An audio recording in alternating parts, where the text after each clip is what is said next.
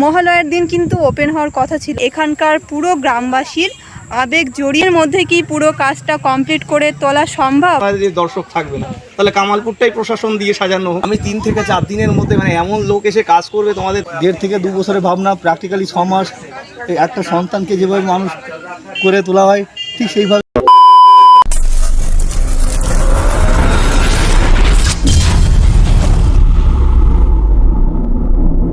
Hello guys, welcome back to my channel and good afternoon সবাইকে। কেমন আছো বন্ধুরা? আশা করছি ভালো আছো। আমি একদমই ভালো নেই এই মুহূর্তে দাঁড়িয়ে।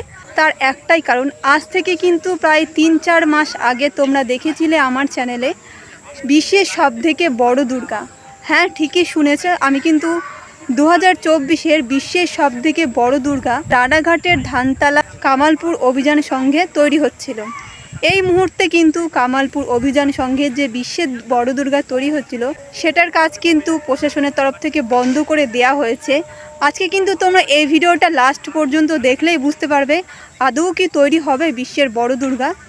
আর মোটামুটি 7 দিন হয়ে গেছে কিন্তু কাজ বন্ধ। মহালয়া আর মাত্র হাতে গুনে কয়েকটা দিন বাকি আছে। মহালয়ার দিন কিন্তু ওপেন হওয়ার কথা ছিল, কি কারণে বন্ধ করে দেয়া হলো?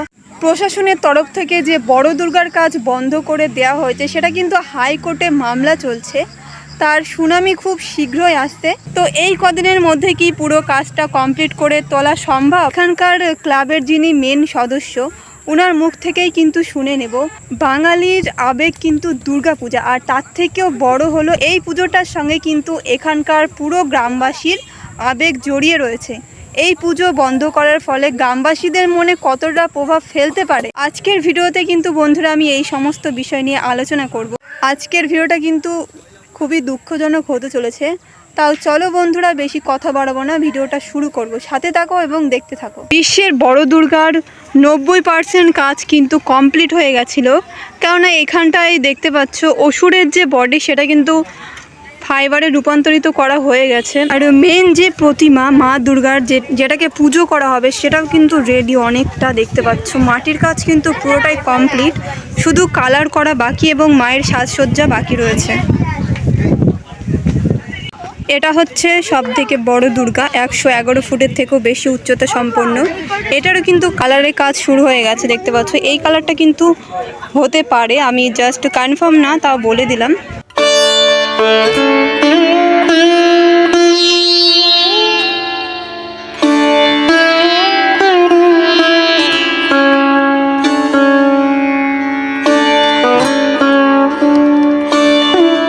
দুর্গার কাজ কিন্তু প্রায় 90% কমপ্লিট হয়ে গেছিলো। দেখতে পাচ্ছ রঙেরও কাজও কিন্তু শুরু হয়ে গেছিলো, সেই মুহূর্তে কিন্তু কাজ বন্ধ করে দেওয়া হয়েছে। দেখতে পাচ্ছ শুধুমাত্র কিন্তু অ্যাডজাস্ট করার যে বিষয়টা, সেটা করলে কিন্তু পুরোটা কমপ্লিট হয়ে যেত। এই সময় কিন্তু প্রশাসনের তরফ থেকে এসে কাজটা বন্ধ করে দেওয়া হয়েছে। এই মুহূর্তে কিন্তু দেখতে পাচ্ছ এখানকার গ্রামের যে লোকজন, তারা কিন্তু উপস্থিত হয়েছে, আর তারা কিন্তু চাইছে যাতে পুজোটা হোক এবং সঠিক বিচার পাক হাইকোর্ট থেকে।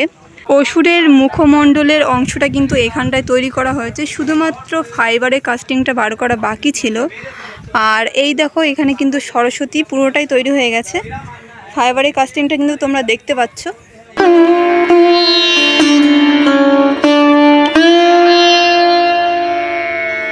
বাঁশের স্ট্রাকচারের যে কাজটা, সেটাও কিন্তু 90% কমপ্লিট দেখতে পাচ্ছ। আর অল্প একটু কাজ হলে কিন্তু পুরোটা কমপ্লিট হয়ে যেত। এখানে কিন্তু দাঁড় করানো হবে বিশ্বের সবথেকে বড় দুর্গা মাকে।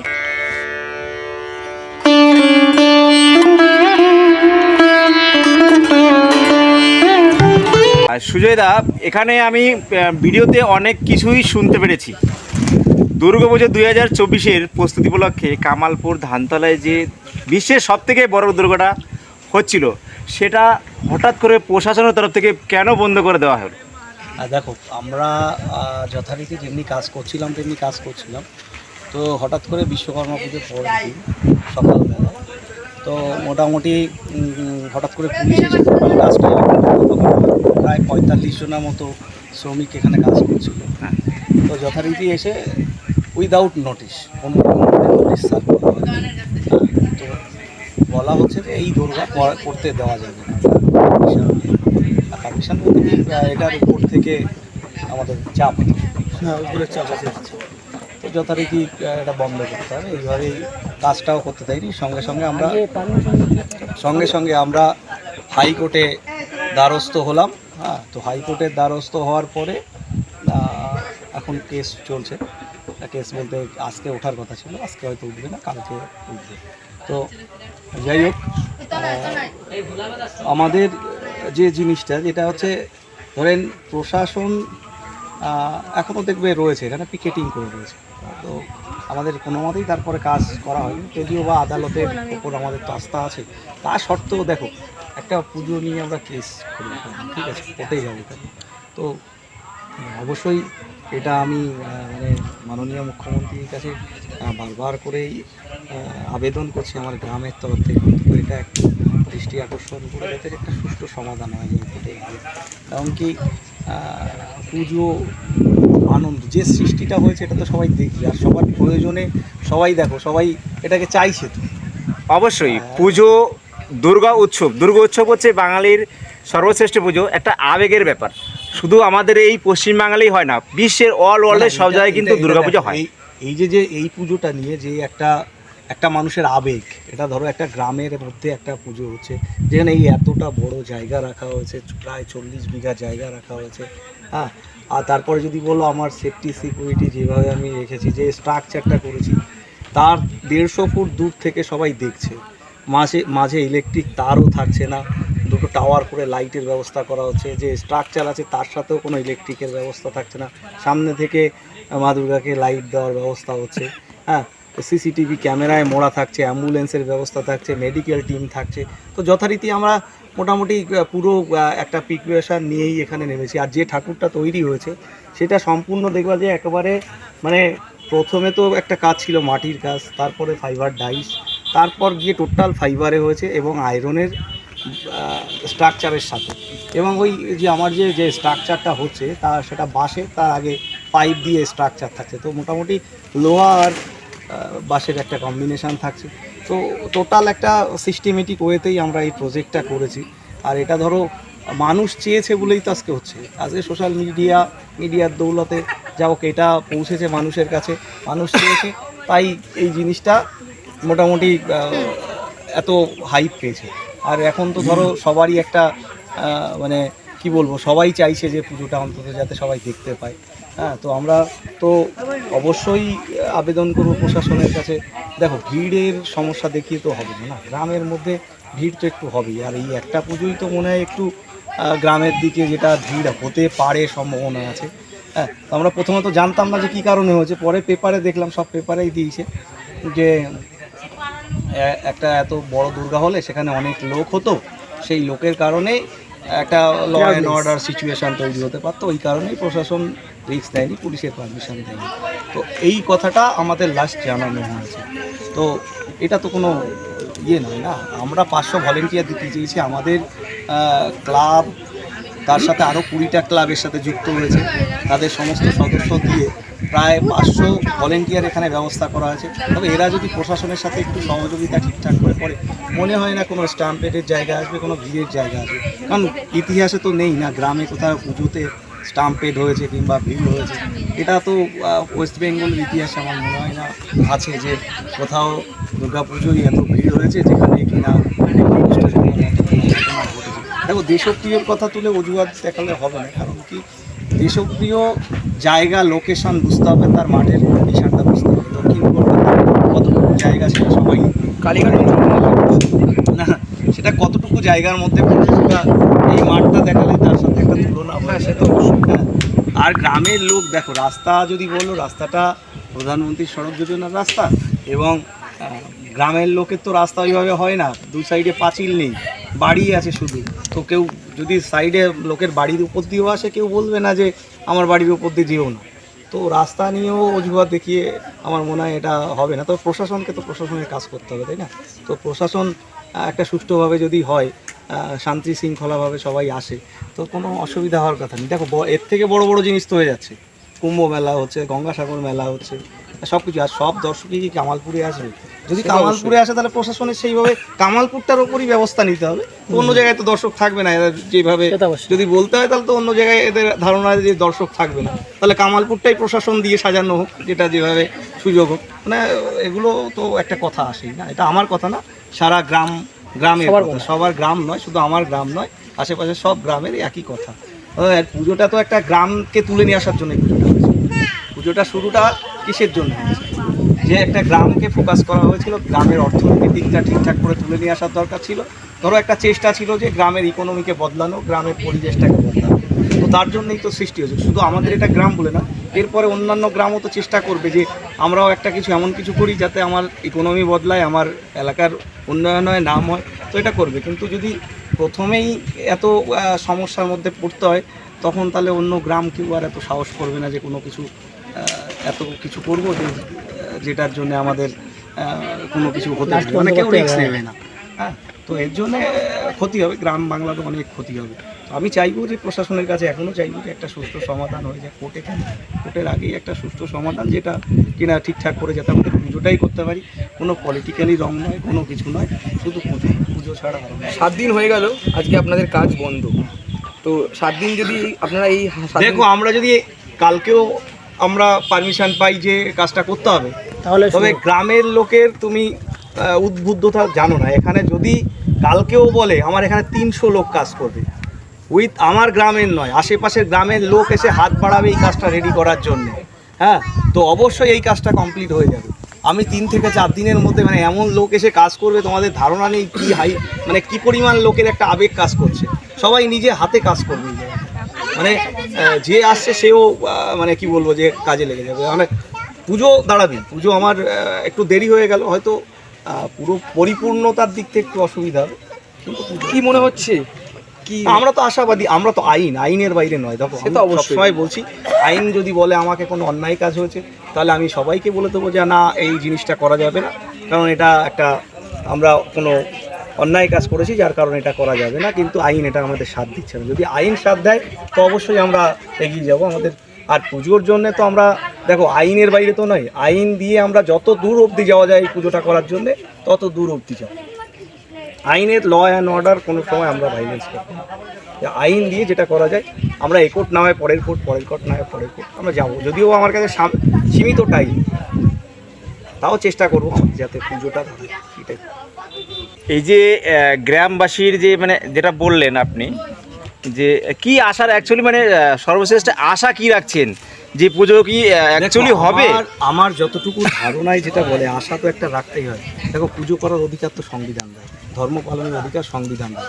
তো ধর্ম কখনো পালন হবে না এরকম আমার মনে হয় না আইন দেবে কখনো।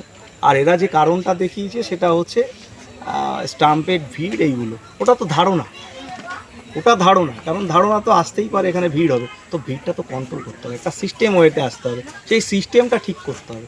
আমরা আশাবাদী যে কোর্টের আশা করছি কিছু বিধিনিষেধ হয়তো থাকবে, তার মধ্যে দিয়ে আমাদের পুজোটা হয়তো অসুবিধা হবে না, এগিয়ে যাবে। আমরা আশাবাদী, কোর্টের ওপর আশাবাদী আছি। তা সত্ত্বেও আমি বারবার করে বলছি যে একটা সুষ্ঠু সমাধান যদি তার আগেই হয়ে যায় তাহলে আমার কোর্ট কেন। মানে একটা জিনিস খারাপ লাগার বিষয়, মানে এটা আমাদের পশ্চিমবাংলায় একটা জিনিস খারাপ লাগার বিষয় হচ্ছে দুর্গা পুজো উৎসবকে পালন করার জন্য আমাদের হাইকোর্টে যেতে হচ্ছে। না, কেন? এটা দেখো, এটা যদি আমার কোনো ল অ্যান্ড অর্ডার সিচুয়েশান থাকে তো সেটা নিয়ে তো আমরা তো অনযুক্তির জায়গায় যাচ্ছি না, তা এটা যেতে হতেই পারে, ঠিক আছে। কারণ কি, একটা আশঙ্কা প্রশাসন করেছে, সেই আশঙ্কাটা তাদেরও দূর করতে হবে। সেইভাবে যদি কোর্ট মেনে নেয় তা তো আমাদের তো, আমরা যেটা বলছি তার তো একটা মিডিল জায়গা থাকবে, সেটা কোর্ট। সো কোর্টটা এটা যেতে হতেই পারে, এটা তো বড় কোনো ব্যাপার নয়।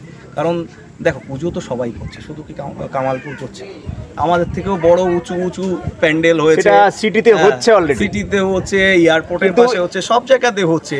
তো দেখো, মানুষকে এটা তো ধরো একটা বড় কিছুই যেটা মানুষ চেয়েছে, তো সেটা করতে গেলে আমরাও জানি অনেক বাধা আসবে, সেই বাধাগুলো আমরাও পেরোনোর চেষ্টা করব। হ্যাঁ, তো সেটা আমাদের সেই চেষ্টাটা থাকবে, শেষ অবধি থাকবে যে পুজোটা যাতে। হ্যাঁ, সবাই একটা জিনিসই চায় যে এই ধর্মীয় ব্যাপারে যে এরকম একটা জিনিস হতে পারে। এটা আমি বারবার করেই বলছি যে এরকম কোনো ব্যাপার নয়, যেটা প্রশাসনের আশঙ্কা। দেখো, সেটা তো আশঙ্কা থাকবেই যে ল অ্যান্ড অর্ডার। তো আমাদেরও সেটা বোঝানোর চেষ্টা হচ্ছে যে এই ল অ্যান্ড অর্ডার সিচুয়েশন থেকে আমরা কী করে বেরিয়ে আসতে পারি। সেটা যদি আমরা কোর্টকে বোঝাতে পারি তাহলে অবশ্যই হবে, আর সেটা যদি প্রশাসনকেও আমরা এই মুহূর্তে বোঝাতে পারি তাহলে অবশ্যই আমাদের সমস্ত সুষ্ঠু সমাধান হয়ে যাবে। এটাই মেন সমস্যা, যেটা আমরা আনন্দবাজার, বর্তমান, প্রতিদিন পেপারে যেটা দেখেছি, এটা বিষয়টাই দেখেছি। আর যদি দাদা প্রশাসন যদি মানে কোর্ট যদি আপনাদের বলে যে ঠাকুর যদি একটু ছোট করার ব্যাপারটা কি না, করবেন?